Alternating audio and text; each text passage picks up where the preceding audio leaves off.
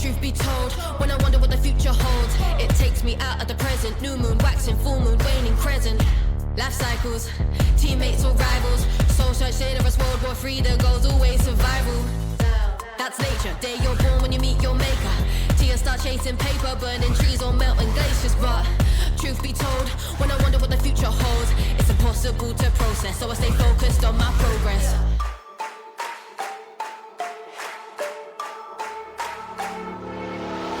Welcome back to the Triple Captains podcast.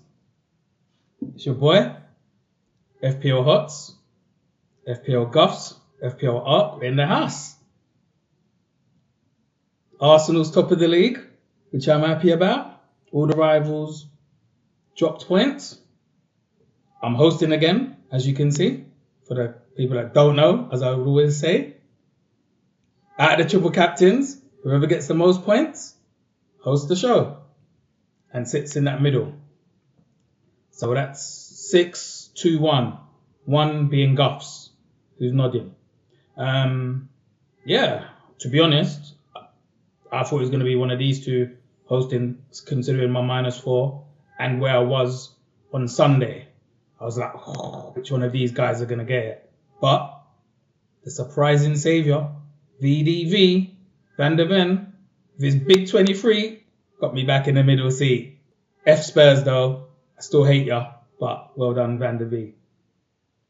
Anyway, episode 11, game week 10 incoming. How you boys feeling? Yeah, still smarting from the weekend, to be fair. Like, can't really say it was jammy that you got what you got, because you obviously picked him.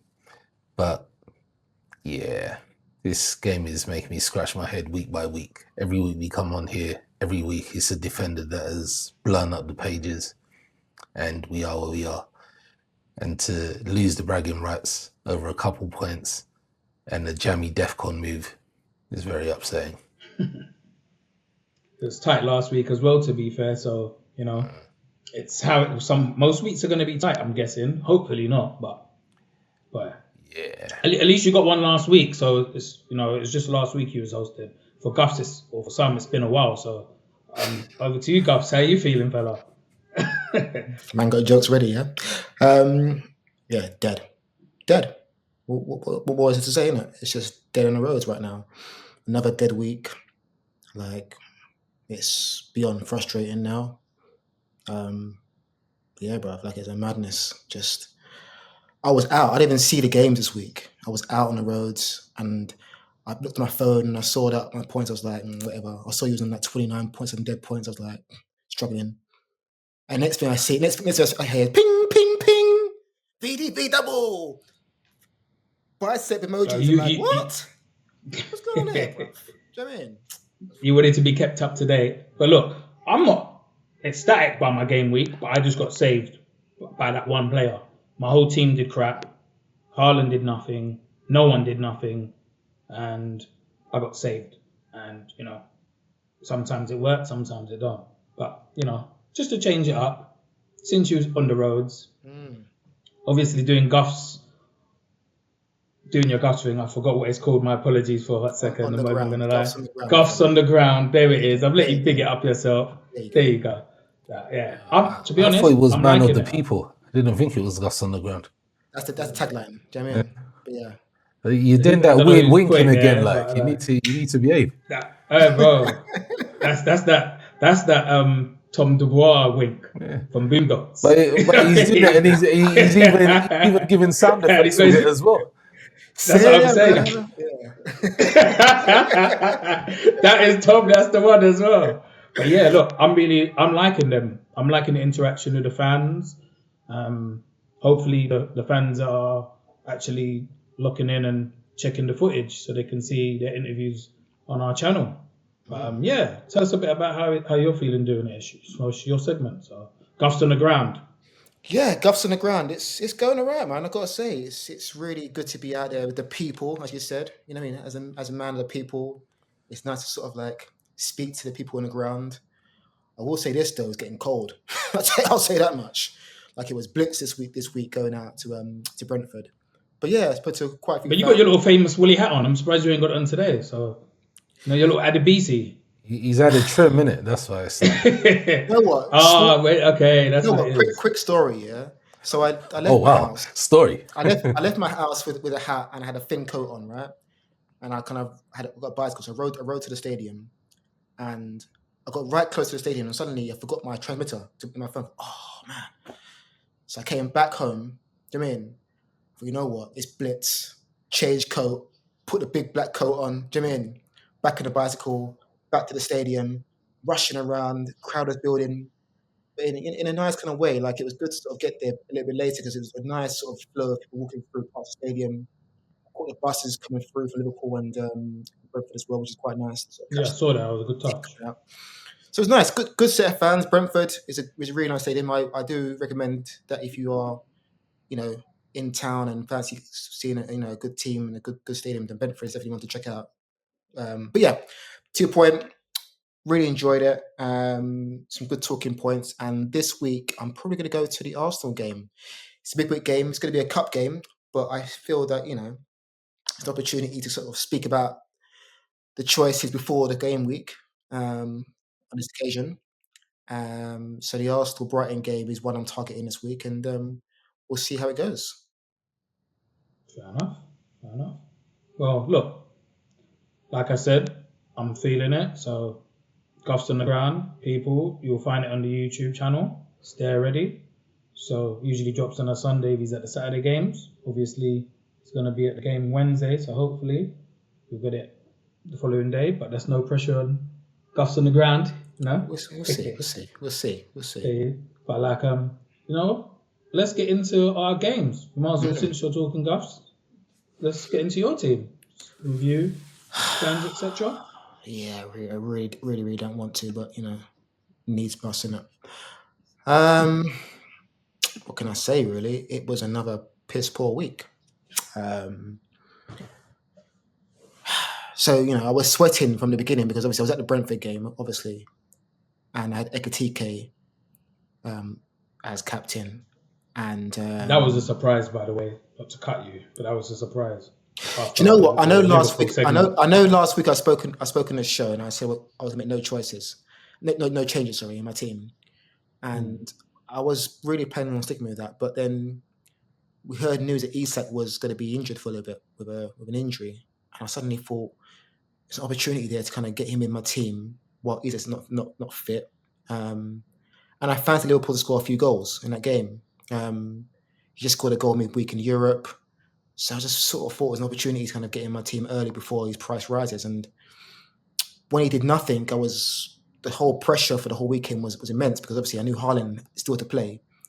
Everyone had him captain, so I was relieved that Haaland did nothing in the end. But yeah, I mean, around the team, it was really piss poor. Tim. I know that God did that to you, God. Yeah.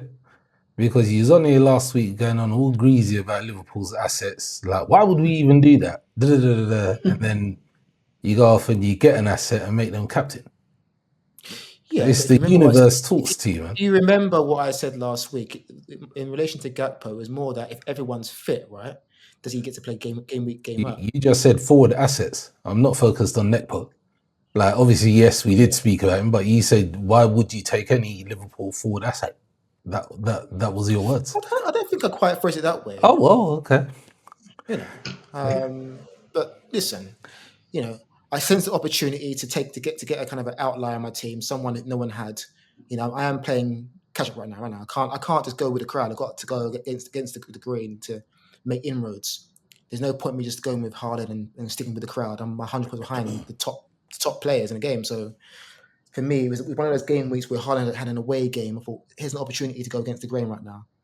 And it could have worked had he got a goal or something. Haaland blanked, right? So in some ways, it was the right kind of move in some respects. But yeah, it is what it is. Actually, to be fair, the right move was what you said originally the week before when you mentioned Eze. You used this a week too early, but even though you didn't do it that week either. But yeah, I was starting to think, did he say he did it this week? And that's when I checked your team, and then I saw you had Eka because I didn't know before. But yeah, I mean, to your point, Eze was the only one in my team that done anything really. He was the one that came through for me and got me some decent points. But yeah, you should have bench boosted. Do you know what is so frustrating? Yeah, the 1 week that I bench Bruce by accident, again, I mentioned that, yeah, is the 1 week when I had nothing on my bench. Literally every single game week, I've had good points on my bench. Do you mean? And it's frustrating that I'm getting like 15 to 25 points on my bench. You know, cash was a kick in the teeth, bro. And that was that was a piss take. I You mean, got to start focusing better, mate. well, I mean, it's All one of these those accidents. it's one of those things, yeah, with cash. Who would have put cash in, given the players I've got against Man City? Like, you know what I mean? I mean, I don't think I did the wrong thing in terms of like, the numbers game, right? But he scores a goal and gets a clean sheet. That's how the cookie crumbles sometimes. I mean, it goes Yeah, no, I'm not talking about cash in particular. it is what it is, man. But it just feels like the dice is just rolling the wrong way for me right now, and hopefully the tide will turn soon and go my way next week and the week after. But at the moment, all my moves are going the wrong way, and I'm trying not to panic at this point. I'm trying to kind of keep my cool and try to stick to some sort of philosophy. But we're getting to the point in the game now. We're kind of reaching that quarter mark now, right? And I'm just losing ground every single week. So yeah, Okay, I've got a question to what you just said. go on. You're losing ground every single week. What are you going to do about it? What's your future plans? Well, my future plans probably is to go hardcore on the Arsenal assets in the defence. Probably, I think that's probably going to be one of my strategies. So the question really is that do I do a minuses and get them in now, given that Arsenal have 2 games against Burnley and Sunderland, which you would think that given their defence, you would think another 2 clean sheets, hopefully, right? Or do I wait a game week and bring an Arsenal asset without taking a minus? So that's kind of what I'm battling with right now. Okay, so that's one of my things. The other issue I have is, in order for me to achieve the extra defender in Arsenal, I'm going to have to lose either Eze and Gyökeres. And my concern is that we're playing Burnley and Sunderland. Is this the time to now get rid of Gyökeres, right? So this is the kind of dilemma that's going through my head right now, because we're all kind of like living in that world of hope right now. Like, now's the time to lick off. But there's nothing really to suggest it's going to lick off, even if it is Burnley and Sunderland. So, I mean, I'm just trying to sort of like go through that mindset of my heart and my head. My head's telling me Gyökeres isn't going to be that volume scorer that we all thought he was going to be. Well, not in this phase anyway. But my heart's saying, surely you're playing Burnley and Sunderland. Surely this is the time to get a few goals. So, honestly, Hots, I don't know what I'm going to do. I think it's one of those situations where maybe if he scores in the cup game against Brighton, that might change my view. Who knows? I might do something rash and do a -4. But as it stands right now, I'm a bit unsure about which way I'm going to move. So, yeah, that's kind of where I'm at right now. I think the rest of the team, Rodgers, Ndai, Semenyo, Eze, I'm fairly content with those midfield. Ekitike just brought in, as I said before, Isak is injured, so it makes sense to sort of see him out for a few weeks until Isak's fit.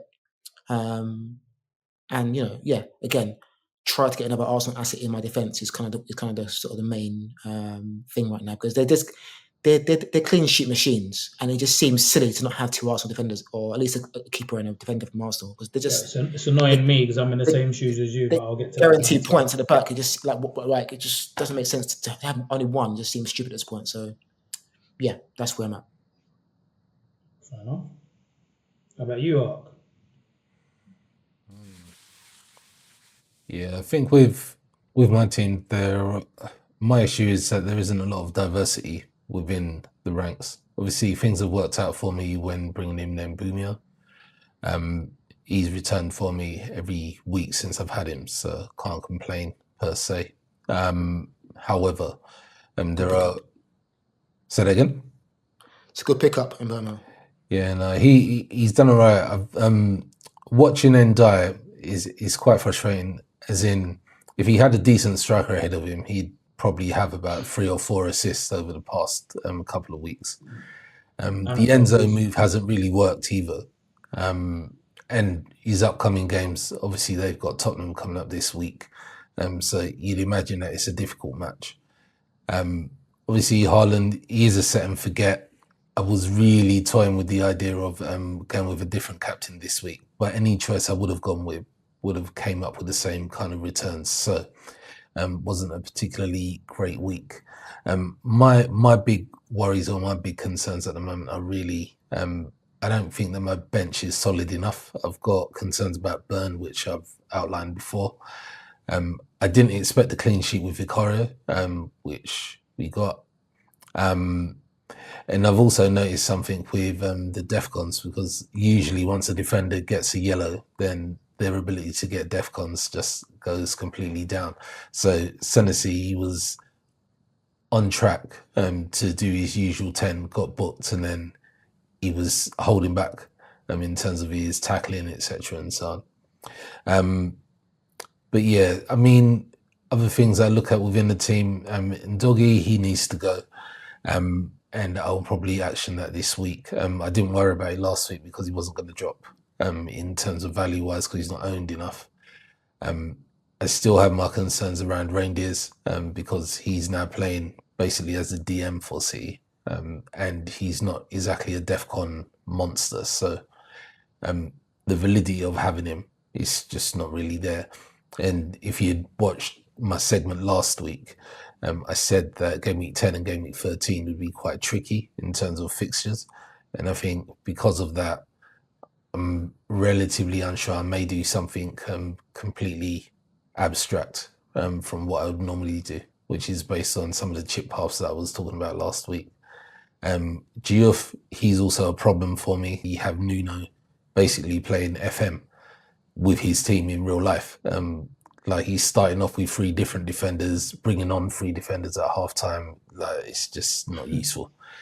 So he's again, he's left Forest and gone to West Ham and not really done what taking his ideals across with him. Yeah, like, yeah. You sort of like knew somehow that he was going West Ham and said that you'd get Geoff when he goes there. And now he's not been playing the way that you expect him to play. Yeah, he hasn't. It's also mad, yeah. Go on, sorry. Yeah, no. I was just going to agree with you that it hasn't worked out how I would like. So, it's one of those things. Can I ask you a question? Can I ask you a question? Yeah. Yep. So last week you spoke about, I think in your StatMan, about the ticker, yeah. Yep. Like, do you think now? And I guess it's a question to both of you. Do you think the ticker is just a waste of time now? Because I often, the ticker in the past year was an indication of like there's some good games coming up, blah blah blah. Time to put in your players in these teams. I look at the ticker right now, and it's a complete like mess. Like teams that we would look at, right? It's almost as if, and maybe it's just me thinking this way. It's almost as if I look at teams like Tottenham, Man United, and because of like I had the historic view of these teams, and I think in my head they're tough games, but in reality, they're not really. Like, do you know what I mean? Like, so does the ticker or does the fixtures really affect your choices going forward? Because I kind of feel that the league is sort of leveled off now, and Fulham can be just as hard as a Tottenham. And do you know what I'm saying? So now the issue that you've got. Thank you for the plug. Because the episode that I talked about the ticker was episode 6. I think it was about 2 weeks back. But the reality is that one of the things I was getting across in that segment was that actually you need to overlay your own variables to the ticker rather than taking on board that, you've got fixtures coming up that are red, green, etc., because now it's the fixture style is more important than the actual ticker. Because to your point, like there are some matches that you can be, that's going to be a hard match. But actually, when you look into it, for instance, a Liverpool, right? We look at that, traditionally that would have been a red fixture for many of the different teams. But actually now, because of the way that the style has changed across the Prem in general, and the fact that their form has taken them down a mud hole, we know that actually they can be hurt on transition. They can be hurt in those pockets. So what you then do is actually, if you've got a team that is playing them that you've got an attacker, for instance, that you'd say, well, you wouldn't usually put them in against the Liverpool.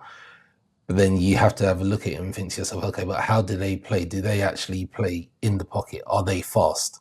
like against a Gyökeres, for instance, and so on. So you start actually understanding the patterns of that team against whatever you've got attacking wise. So I think it's more involved that you need to get to understand who to play at different points. But the one thing that frustrates me the most at the moment is just every week it seems you can just set and forget a 4 million defender and they'll return you a 13-point haul, and you sort of like, this just goes against everything that I understand.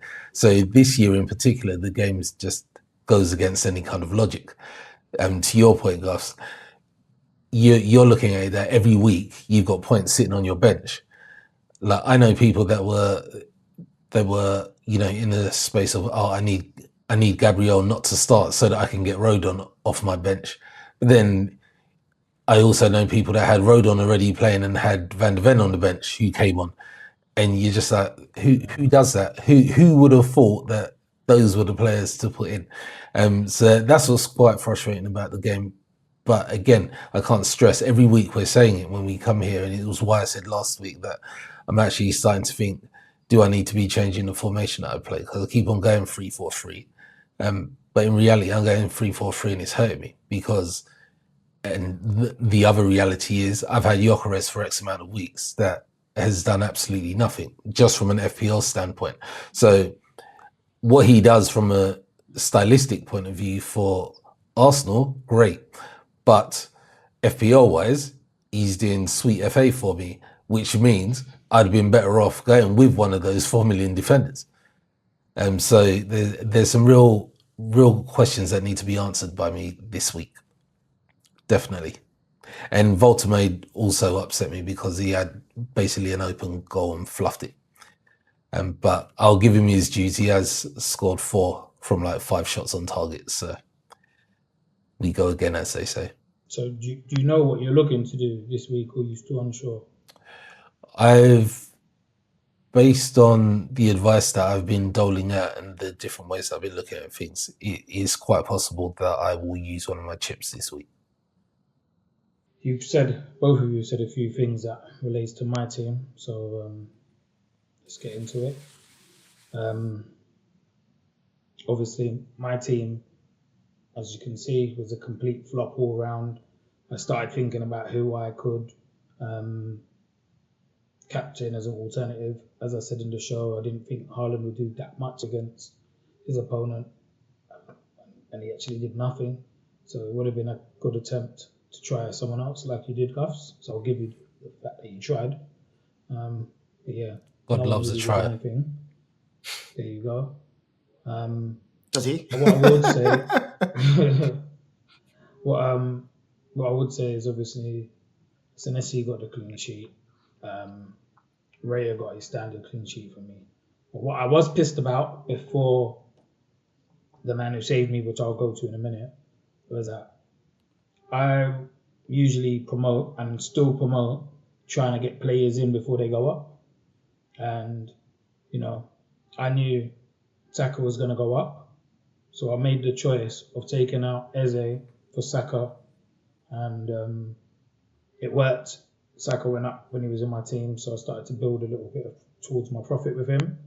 But obviously, Saka didn't play much more than 60 minutes, so I got only my 3 points. And Eze got the winning goal for the 1-0, finishing 11. So I lost that 8 points there. And just before the Spurs game, I was thinking, my whole team done shit. I should have just waited. I've taken a -4 to bring in Saka for nothing. And now one of these guys are going to be hosting. But then out from nowhere steps VDV with a centre-back's double, his first offensive contributions and a clean sheet. And I was just like, as much as I don't celebrate Spurs, I had to celebrate a little bit, just a little bit. You get me? But yeah, man, VDV saved me, man. He actually saved my week. I'm still not happy. People. I think obviously, exactly. It's not just anyone that had him that started with him. He saved, and there was a few savers. Not to be funny, if you had Rodon, you was happy. If you had him promo like Arc, he was happy because when we was talking about United players, I remember saying to you guys that, you know, Mbomo number one for me. I still find like Van der Bruno. Ven a Bruno. really interesting player there. A centre back giving you greater attacking returns than the fullbacks, and he does this generally across the season. He is effectively their Gabriel. Well, he is effectively their Gabriel. Well, let me respond to it. He is effectively their Gabriel, but only this season. That's the funniest thing behind it, because he's never scored been goals that guy. last season though. Yeah, but if you look at how many, you'll be surprised, because he was injured a lot last season as well. And he did come in with a few, but he hasn't been there, Gabriel. If that makes sense. I don't say now, in that like for like he's Gabriel. I know what you mean. But at the moment, 5, he's got more goals. But he's got more goals than Gabriel now. Is what I'm saying. Currently he's like a Gabriel in the way that he's dominating in corners for them and stuff. But the funniest thing is, some of his goals have just been shots. That's what's mad about it. So it's what I'm saying is it's just been fortunate. It's just been fortunate to be in the right places. Yeah, it's just been in the right places at the right time. Question for you: are you Arc touched on formation changes and the fact that we're all playing 4-3-3, right? Like, are you thinking about changing formation going forward? Because if you look at the you mean 3-4-3? Sorry, 3-4-3. You're right, 3-4-3. Yeah. You look at all the highest scorers in this game week and many game weeks, they've been defenders, right? Cash 15, Roden got big points, Van der Ven got 23 points. Like, these defenders are getting a big hauls right now. So is that crossing your mind in terms of how you set up going forward? Because it seems like 3-4-3 just seems like a redundant formation right now. So this is my problem. As you know, I've got a front three, which I don't need to talk about Haaland, and it leaves me with João Pedro and Gyökeres. João Pedro doesn't take shots on goal, so there's no point in talking about him any further. But he's got a good few games that are relatively easy on paper, apart from the Spurs. But he potentially could score against Spurs. We just don't know. I'll probably take him out, then he scores. Then you've got Gyökeres, who's been effective in the centre forward position for Arsenal without getting any goals, which is pointless as a FPL striker, and he's pissing me off. Like, I was one of his biggest fans when I've seen him, and I sort of studied because I heard that he was coming to Arsenal, so I've sort of been following him for a while, and I was even following him before. Just the fact that he's not scoring goals is winding me up. So I don't know if he's going to be in my team this time. I just don't know what to do. I feel like, one of those moves when I'm just like, you know what, I'm captaining you, and if you don't do nothing and Haaland outscores you and you make me look like an idiot, I'm going to be angry, you're going to go. I don't care if we've got Sunderland the next game. So I might just do something mad. My brain moves mad. But he's definitely effing with my MH right now.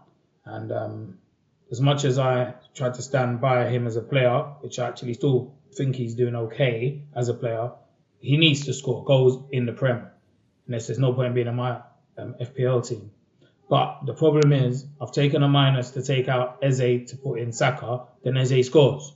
So I don't want to take out minus and then start thinking, let me put two at the back against Burnley, and then Gyökeres scores and Saka scores. And, Saka apparently had a snotty nose, so he should be back for the next Prem game. So it's like, I don't know. I can't just keep taking minuses and minuses. It almost cost me hosting this week. It cost me an extra 8 points this week. The fixtures are tough all round. I don't know what I'm going to do yet, if I'm completely honest. You've got Burn and Gahey on your bench, right? So is there a world in which you play 5 at the back? Because you've got 5 good defenders, right? Yeah, that's correct. But there's difficult games this week, so I'm not sure what I'm going to do. And my luck is I've always had points on my bench, except for this week for once. So I can just see, so I don't make no moves this week, and I bench Pedro and Gyökeres because, say I kept Gyökeres because I think Burnley's a decent game. He's got to get one, hopefully. So I dropped João Pedro for Spurs and I put in, Burn, for example, this week, I just feel like João Pedro will get 2 goals for the first time, 2 shots, 2 goals, man of the match, 3 bonus points, and then I'm just got Burn who conceded and got a yellow. I just feel like a dickhead. So it's like, I don't know. I haven't thought about changing my formation currently. If I'm completely honest, I haven't thought about what I'm doing this week for the first time in a while. I've not made, I said it last week on the last episode, I already did -4 and I was itching to do more. And I talked myself out of it, thank God. This week, I've not even looked at my team. I've seen players who've gone up that I wanted, that are my shortlist, should I say. I've just not been interested in what I'm going to do. I'm just going to wait until Friday and then, I'll take it from there. I honestly have no clue what I'm going to do yet. And again, I'm going to hope to go against Haaland, but we'll talk about that in the captain section. But not to go on about the teams. VDV saved me. That's that. What's mad is that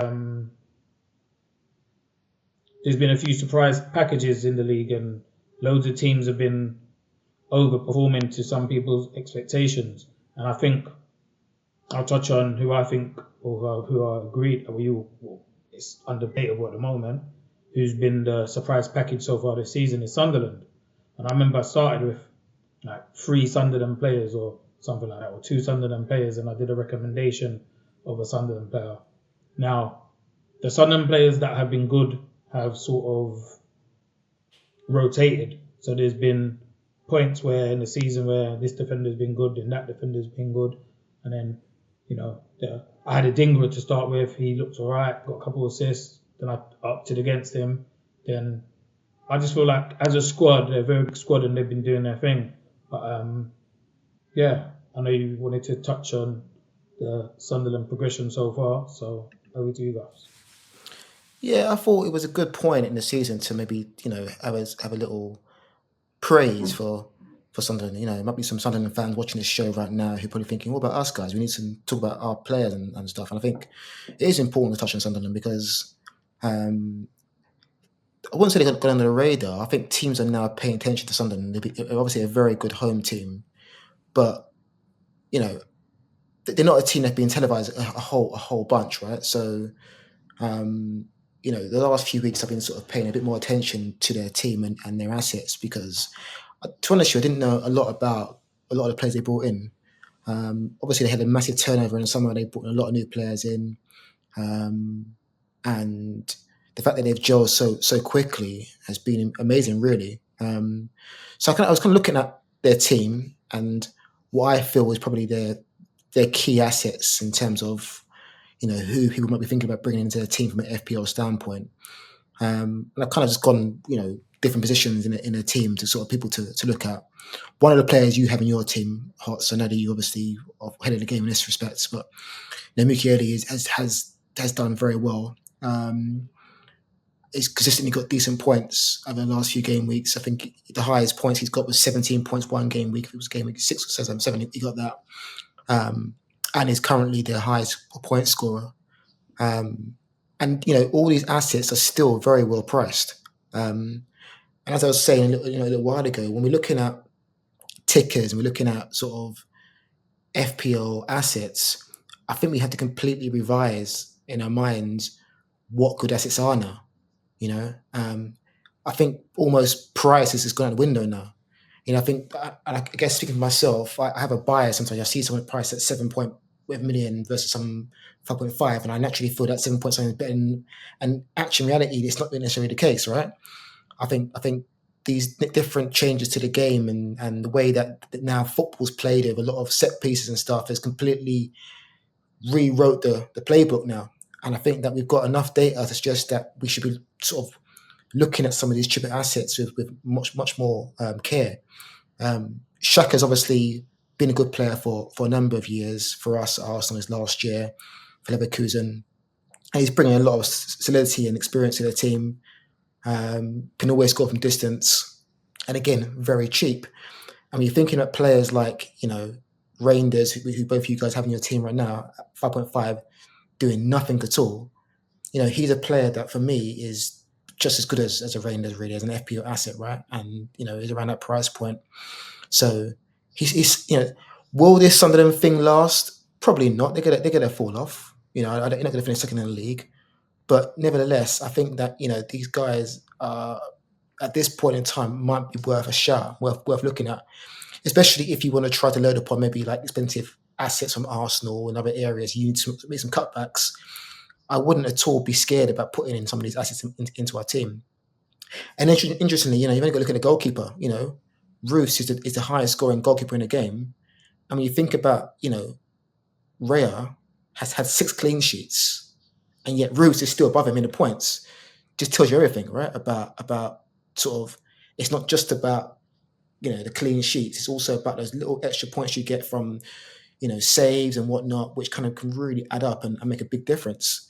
So, yeah, I thought it was a really important thing to talk about this show because, they are doing very well and they haven't conceded many goals so far this season.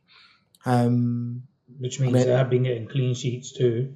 So therefore, that's why he's close to Raya or above Raya currently, because they've had clean sheets. Look, I'm sure the stat man was going to come in, so I jumped in quickly before he gets technical with it, because I'm just going to keep it like, I don't even know how to say how I'm going to keep it, but I'm going to keep it my way.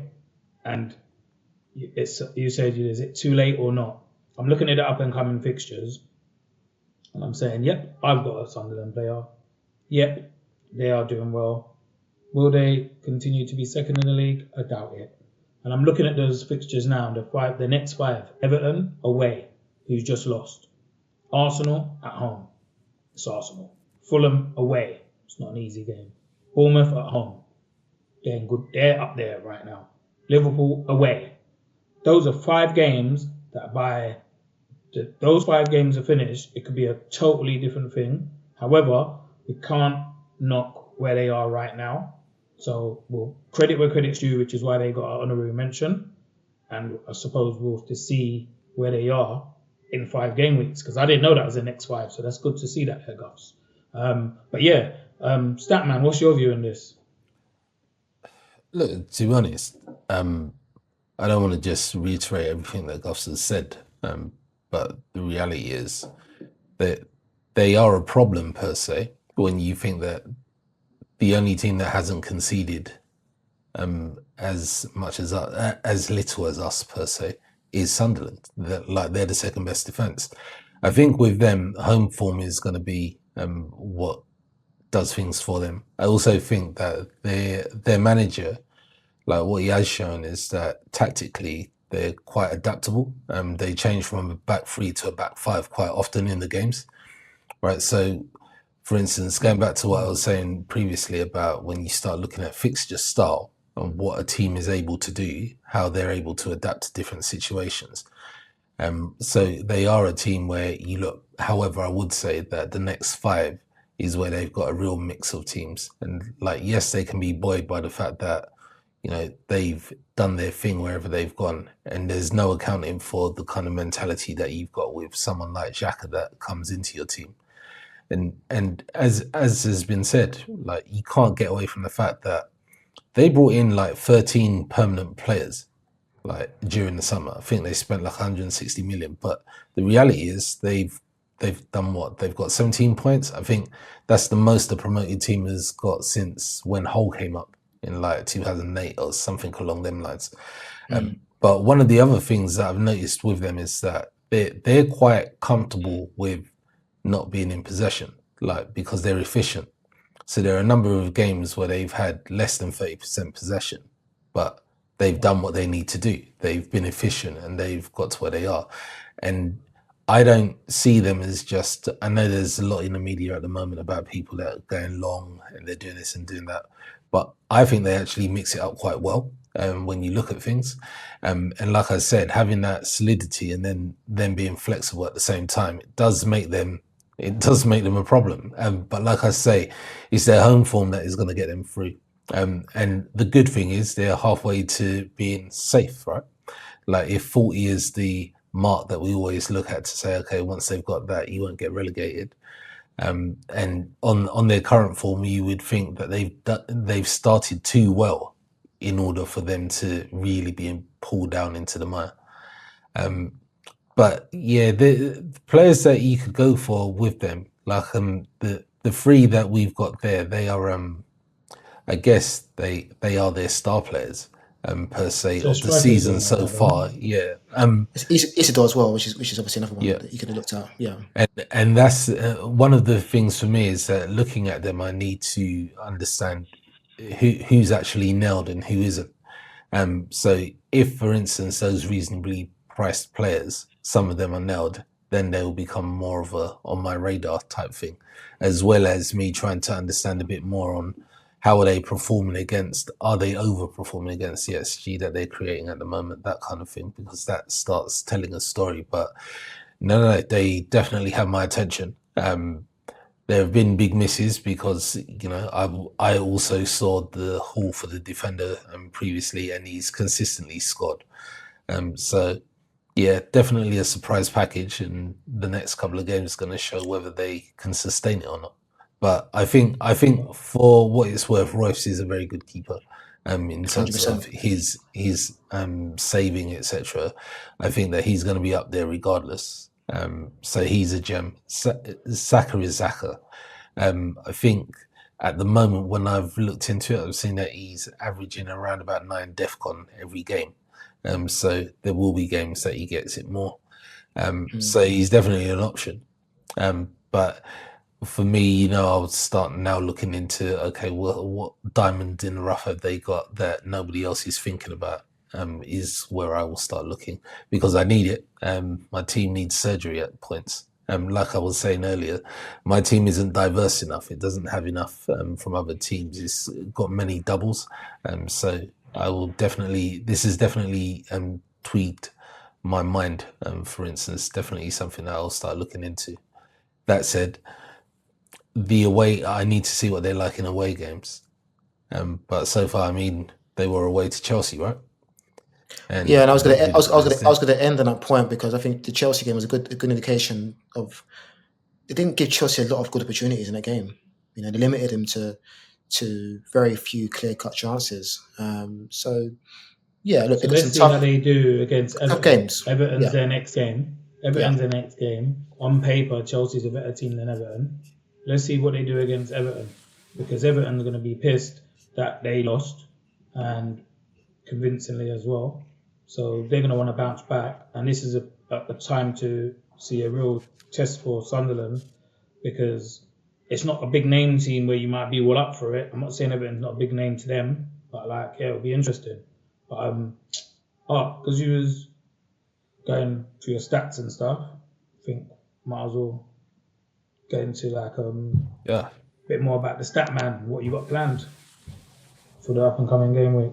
Yeah, the segment I've got coming up for Thursday, what we'll be doing is we will focus a bit more on a challenge that everybody has started to notice over the season, right? So it's becoming very clear that being a possession team is no longer tantamount to, oh yeah, the teams that have most possession, they're definitely going to win. They're not necessarily the most dangerous anymore. So I'll be focusing in the segment on looking at the traditionally big teams, because they are still the ones that hold on to the most possession, but clearly in many instances they're more vulnerable.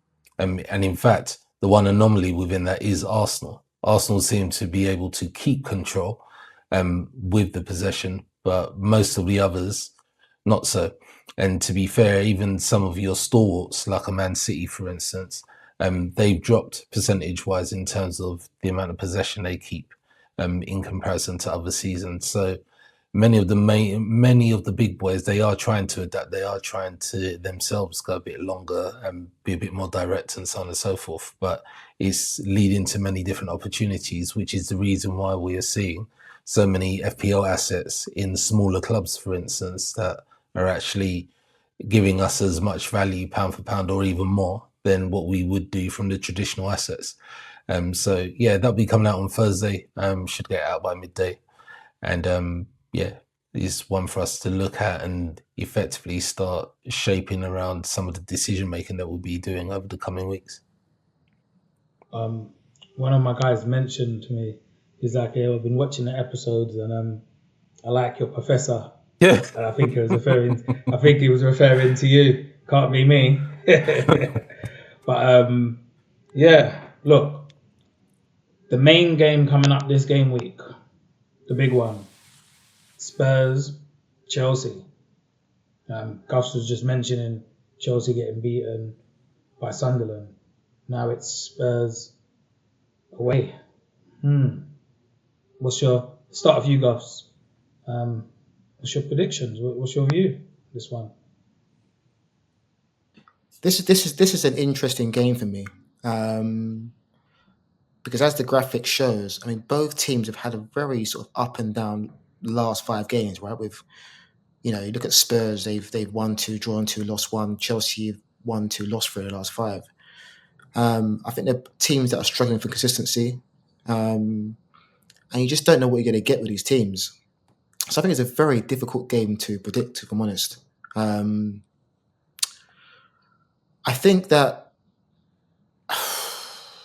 yeah, I think Chelsea probably need to win this game more. I'm hearing that they've got their striker back. Delap is back in training now, so that might just give him a little bit more of an attacking impetus in this game, maybe, and allow sort of Pedro to play in his more natural position. But Well, he did it the weekend, and that didn't help. no, it didn't. That's what I was thinking. It didn't, to be fair. But I think Delap's a much better player than Gui. But yeah, I mean, I don't disagree with you. But I don't really know. I mean, I guess I'll go over Desmond because I just can't really pick one team over the other. Really, I don't think any of these teams have the ability to really control games. I don't trust Spurs' attacking assets. I mean, Kudus has had 1 or 2 decent games, but by and large hasn't done a lot of stuff in most games. And I think they're kind of trying to find out what's the best attacking fit for them. For Chelsea, we know what their struggles have been, right? Pedro's not got any shots in goal, letting them goals in the last sort of few. Endo's been off the ball as well. So, yeah, this game can go either way, man. But I think I'll go down the middle and say 2-2. York, what's your views? It's strange. You know my feelings on Middlesex in general, and I don't really like London Blues either, so I tend not to think about these. But this game in particular, it's quite interesting. They've played each other about 40 times, I think. I think Chelsea have definitely got the upper hand. When I say they've played them 40 times, I think Chelsea have won about 40 games against them, and Spurs only 11, that kind of thing. So historically, you would say, yeah, it should be a Chelsea thing, but it just feels this season, based off of the way the two are playing. Clearly, with Middlesex, they've got Frank now, so he tries to make sure that they play as compact as possible. With Chelsea, they seem to be different every week. So I just feel that it's going to end up being a game of midfield attrition. And that's where we're going to see whether they gain something or not. The problem from that for me is that effectively Chelsea are going to be relying on Pedro to do something from that 10 position. And I just don't know. I can't see it with him. I think there's something missing with him. I think that, yes, he is a good player. He's technical and so on. I just don't know if he's got the ability to get that separation to actually get him away and actually put people through. He's not as quick as I was thinking and so on. This season, obviously, over the past couple of the games as well, Chelsea have got issues defence-wise, in that they've got a lot of injuries and so on, which make it hard. But then you look at Middlesex and you think to yourself, well, who's their striking ability? Where's it coming from? Are they relying on Richard? Are they relying on this new guy that has come in? I can't say that I was impressed when I saw him the other day. Who knows? I just think that it will be a tough. Both teams will score, but I couldn't even pick a winner for you. Like I don't want to drop on. I know I always talk about a Desmond and all this kind of thing, but yeah, it feels like it'd be a 1-1 draw to me. I think it's going to be a high-scoring game. I think both teams are going to score. Because you both have said draws, I don't want to just be the same and say draw. So I'll say Chelsea away victory. An away victory. I think it's going to be a high-scoring game. Potential there, and the obvious shout is probably a draw. But I got to be different, and I think that I'm not going to say Spurs win at home. I'm going to say Chelsea need to get a victory. Spurs have been doing okay. That 3-0 sort of flattered them. Well done, VDV. Do we think there are any players to particularly watch out for in this game, though? Well, we keep getting told that, Caicedo is the best 6 since sliced bread, right? Better than Rice, better than it's like so it's time for him to step up and being the best 6 in the world, isn't it? So let's see what he can do. Do you know what I mean? Like that's what I want to see. Well, he's had a good season, to be fair to him. I'm not saying he's not had a good season. You know what I mean? I know you guys probably feel the same way I feel, but he didn't have a good game last game up. he needs to be the guy that everyone says he is, right? If you're the best midfielder in the league, then be the best midfielder in the league. Okay, taking emotion out of it, like I could say, who do you think is going to stand out in this game? Name a player from each team quickly. Quick fire as well. It's not very quick, but I'm going to say Simmons because he hasn't done anything yet, and this might be the game where the lights are bright and he might come to life and suddenly contribute something to the game for Spurs. Okay. And for Chelsea, I'm going to say that Enzo, he might get a penalty or something and maybe contribute and be a bit lively. So I'm going to say Enzo and Simmons. Cool. Arc?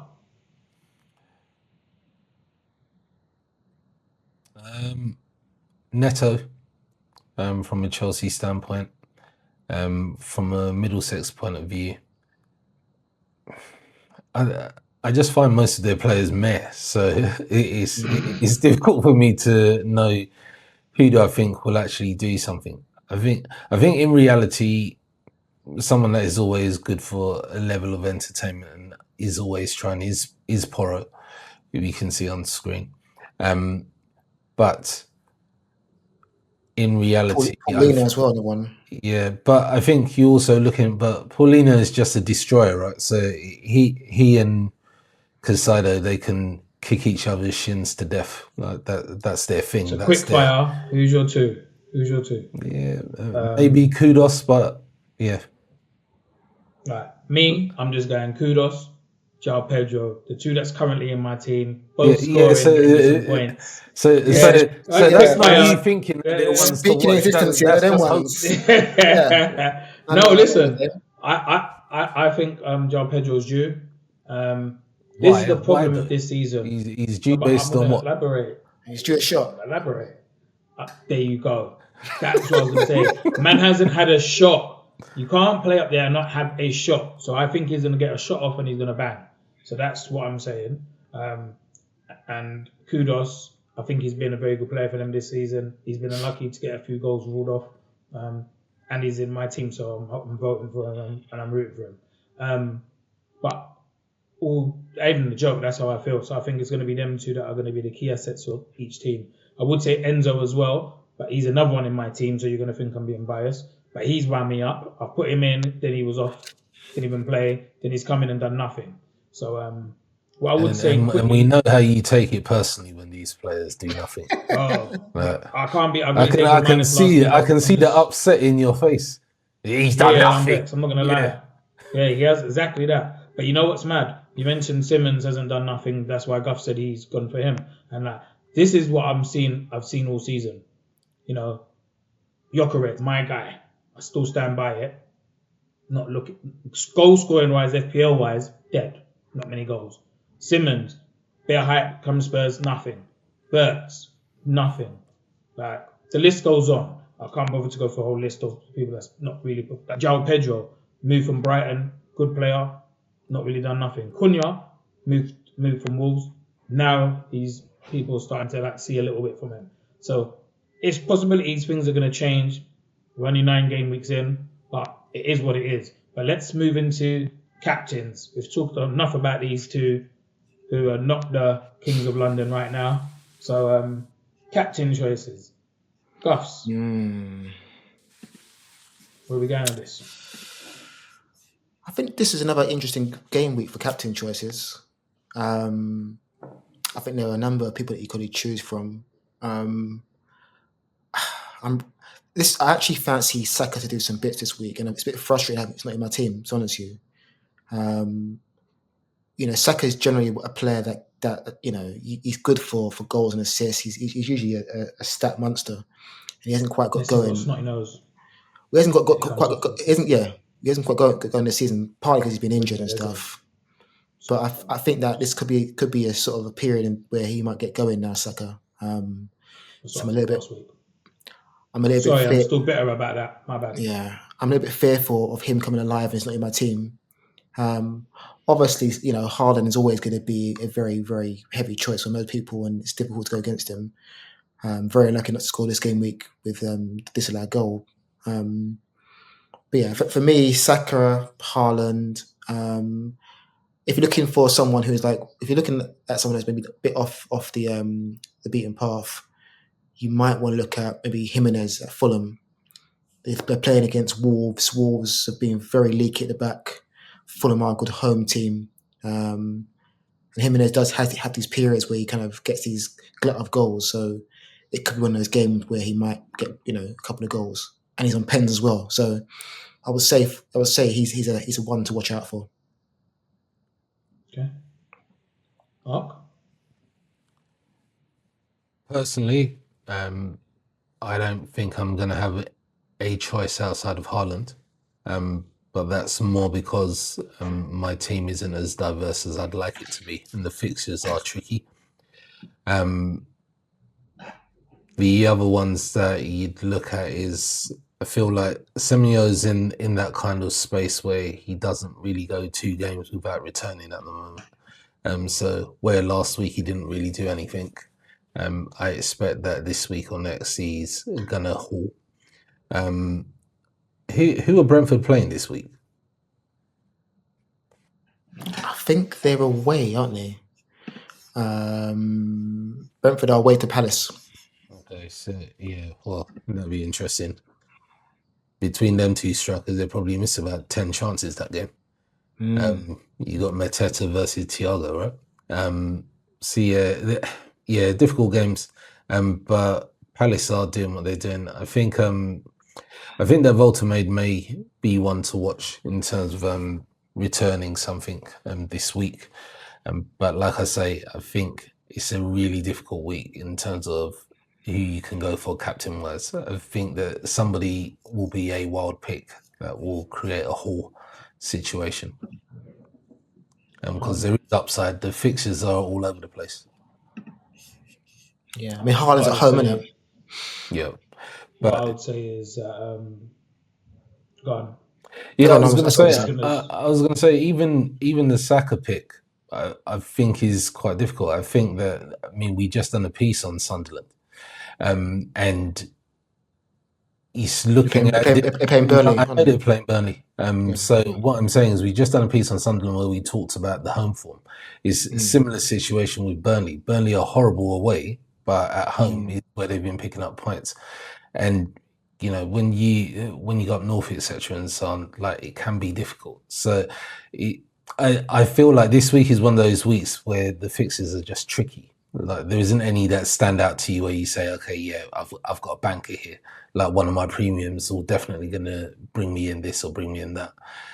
So I think we're in the lap of the gods. That's how I feel for this week. I think that there's opportunities to go against Haaland again. The centre of the screen, you can see the German crouch. I think he's going to have a good set of opportunities against his opposition in West Ham. But is that an away match? I don't care. Yeah. Yeah, I don't know, but I don't think it matters. I think West Ham. Newcastle away to West Ham, yeah? Yeah, I'm saying that West Ham have run the ball at the back. He's good in the air. They concede off set pieces. He's the German crouch. I believe he's gonna have. He's got the potential to have a good game this week if you've got him in your team. Haaland may be at home, but he's not got the easiest game of the week. So, it's a good time if you've got certain players in your team.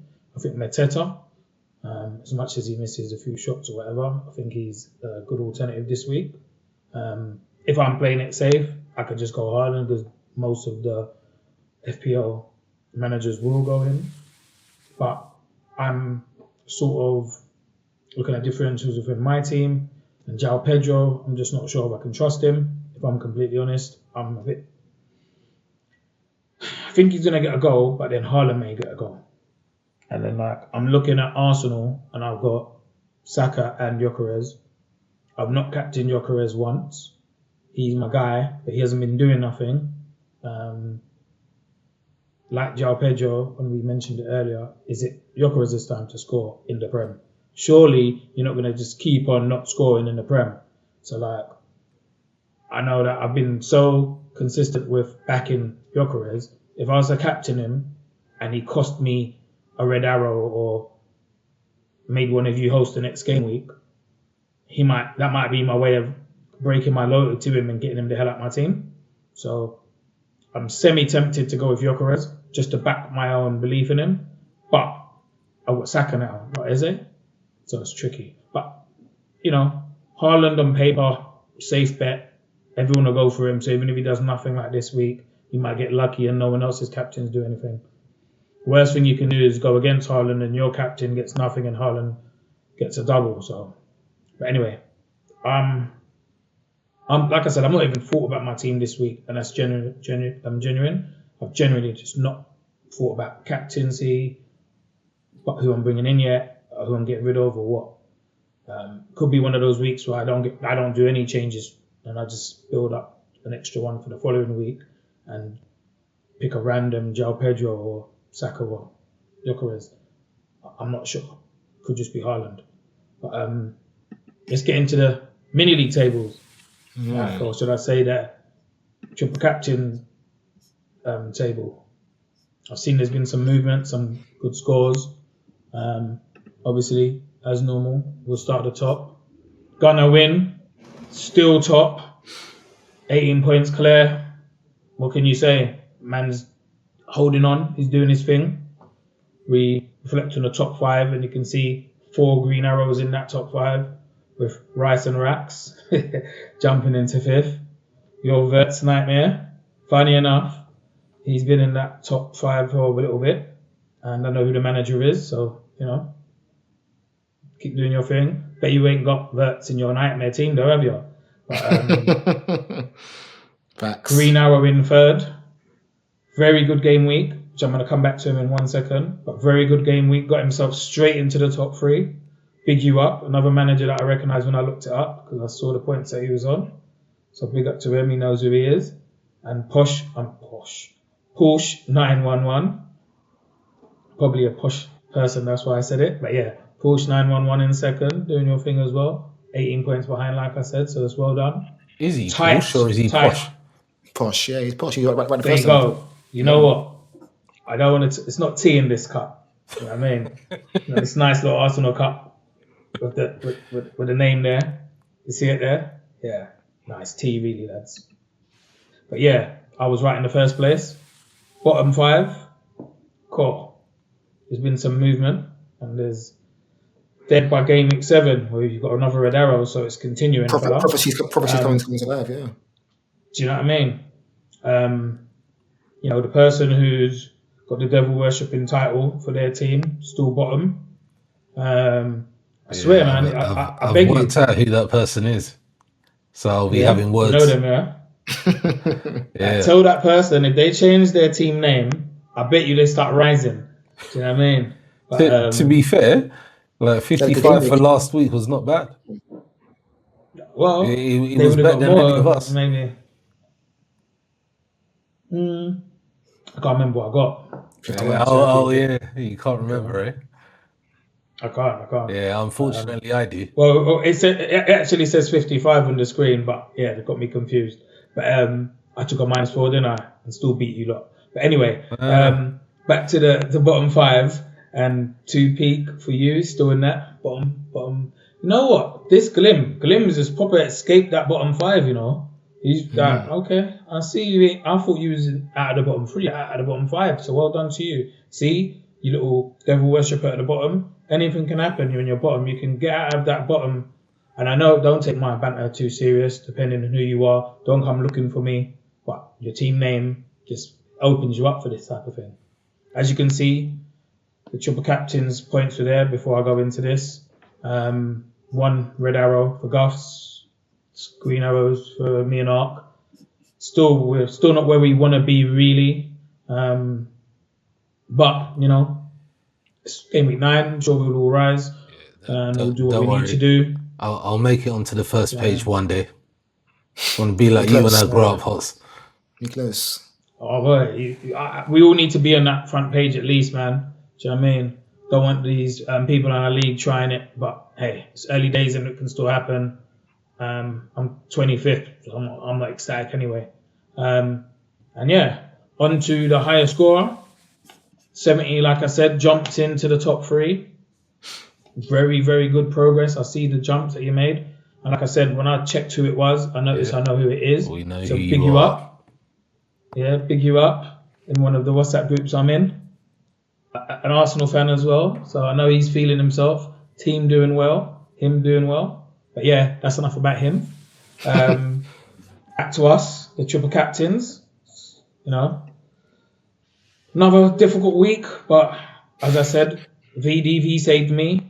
Got me back in the main share and all of that. 6-2-1. Don't take it the wrong way, but I'm sick and tired of seeing your face in the middle, bro. So, like, do you know what I mean? Frank. Why for that? But yeah, I'm playing. All right, I'm playing. I just couldn't help it. But yeah, 6-2-1. Any of us could be in the middle screen hosting next week. So again, everyone that look out for Arc's Statman. There will come some good stats that I potentially couldn't give you because I don't go that deep into it. Guffs on the ground. See, got it unlocked. He said he'll be out tomorrow. Should I say? So if you're at the Arsenal game, look out for him. Get yourself on the Triple Captains podcast so you can see yourself on TV and all of that. And YouTube. Man of the people, come and see me. Well, the people, you can tell us if he's the man of the people when you see him. But